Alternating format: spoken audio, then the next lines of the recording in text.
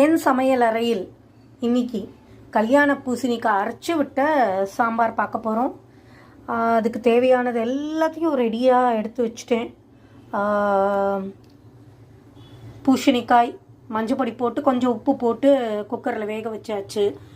துவரம்பருப்பு 1/2 டம்ளர் போட்டு அதை வேக வச்சாச்சு. புளி நல்ல பெரிய நெல்லிக்காய் சைஸ்க்கு எடுத்து நல்லா கரைச்சி வச்சுட்டேன். தக்காளி ஒரு 2 தக்காளி, 2 பச்சை மிளகாய் நல்லா பொடி பொடியாக நறுக்கி எடுத்து வச்சுருக்கேன். வேணும்னா நீங்கள் அரைச்சி விட்டும் பண்ணலாம். அப்புறம் ஏதோ அரைச்சி விடுறதுக்கு இதெல்லாம் இது கல்யாணங்களில் செய்யக்கூடிய முறை இது அரைச்சி வச்சுருக்கேன் பொடியை. வரேன். இது கடுகு, உளுத்தம் பருப்பு, கடலைப்பருப்பு. இது திருமாறதுன்னா தாளிச்சு கொட்டுறதுக்கு.